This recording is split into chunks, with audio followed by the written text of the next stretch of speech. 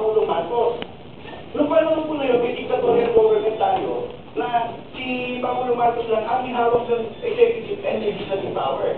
Kaya ginawa niya yung presidential decree. Pero after nung end the revolution ng 1986, nagkaroon na tayo ng separation of power ulit, executive, legislative. So dapat po, malaman po natin yan. Kasi baka kinukuha na yung poder po ng Kongreso. Isang point na po, alam niyo po ba na ang LTO po ay ang fourth largest government agency na earning agency. Ang unang, yung BIR. Well, tama lang yung kasi BIR yun eh. Ikalawa, ang Bureau of Customs. Ikalawa, ang ANCOS. Yun po na tatlo na yan, earning agency talaga yan ng gobyerno. Ang nakakapagtaka, bakit ang LTO, supposedly, ay for public service, ay nasa ika-apat, ang pinagmamalaki pa nito taon-taon lagi na mataas ang kanyang koleksyon. Tapos gusto kong balikan yung sinabi rin po ni Jose Cloto, sinabi po niya, slide niya, kasi 93 pa naman yung huling pagtaas eh. Ba't natin hinahabol yun lang? Ba't hindi nila maihabol sa inflation yung penalties dito? Bakit kailangan ihabol yung penalty sa inflation? Dapat ang pag-utiin po rin is yung servisyo, yung traffic enforcement po. Sabihin, hindi ko lang na traffic enforcement. Bilang pag hindi po totoo na kaya may nagpapasumol na enforcer ay kaya nagsusulat na rin, hindi mo totoo yun. Ang una mo na pamili ng suhol ay ang mga enforcer. Kaya nagsuhol po ang mga driver. Bilang po siya sa lalaki. Kaibigan, may dalawang kamay na umakyat sa likod mo. Pakbigyan naman natin yung iba. Mukhang malakas na yung dating ng message mo sa amin. Sige, sinabi mo.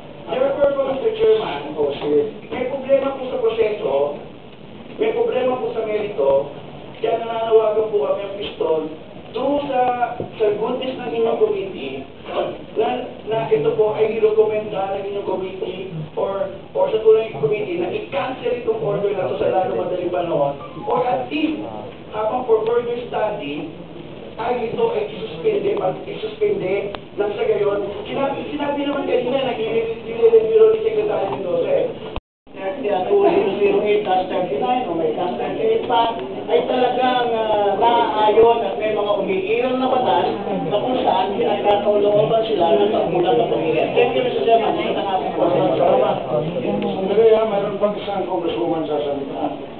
I'm sure, para madali ito, yung Honorable Raul Gonzales, magtanong na lang kayo, tingnan natin kung anong sagot para sa next meeting natin, alam na natin. Kasi paulit-ulit ito eh. Mayroon dito na legal cases, kung sino may authority. So, gawin na natin. In the meantime siguro, anyway, when you go back to the office, kanina, sabi ni Secretary Mendoza na, you can redo this at POU, 3 hospitals, and take it out with him. At madali ito, siguro, within one day, Secretary Gonzales will give us the legal decision. I'm sure kung lalabas, these people here will respect it naman. Congresswoman Barakel, as your floor. Thank you, Mr. Chairman. Bilang isang follow-up ka rin dun sa sinabi kanina ni Yusef Bonto, sabi po nila, nagsimulang magkaroon ng 6 na consultation noong taong 2002 at yung last consultation ay in 2005. Dito po sa pinakita nilang chronological history of the OTCBO number 2008-39, actually 4 lang ang nakalista. At dun po sa dated July 18, 2002, na Mindanao public hearing at the DPWH Conference Hall, Massasoit Avenue, Davao City, may kopya po ako ng minutes of that second regional public consultation meeting of the proposed revised schedule of LTO administrative fees. Po, yung title ng public hearing ay yung fees and charges. At kahit po sa minutes, walang fines and penalties na pinag-usapan o kinonsulta. Panay fees and charges lamang ang pinag-usapan. And I'm almost certain, Mr. Chairman, pag tinignan natin yung minutes ng apat lang, hindi 6, na so-called public hearings at konsultasyon, hindi rin talaga nakonsulta sa broad transport sector, yung fines and penalties. So I would move, Mr. Chairman, that habang pending yung inquiry ng committee natin, ibalik muna ng LTO yung kanilang fines and penalties sa dating level. Dahil kung hindi, pagdating po sa budget hearings, magmumove po ako na bigyan lamang sila ng 1 peso budget. I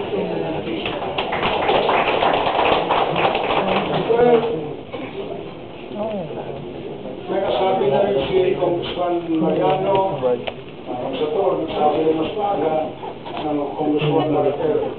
So, ituloy muna natin lahat at pakinggan. Teka muna, yung una kanina nakita ko kasi yung kaibigan natin na kasul. Presentation material. Sino pong gumawa ng presentation material? Sa aming pong ahensya, sa LTO po. Kayo po nag-error. Opo. Papatensya na po. Pero kung makikita po natin, doon sa sinabit namin na makapal na dokumento, meron po doon na yung minutes of the meeting and attendance sheet for 6 consultations. Papatensya niyo na po at baka na lang yung gumagawa ng aming presentation. Pero kung makikita po ninyo, meron po tayong copy dyan ng minutes of the meeting at saka attendance sheet for 6 consultations. Yung kung nagkaroon po ng ganong katagal, kasi po noong pong 2004, after the first batch of consultation, inisabit na po yan for approval sa DOTC.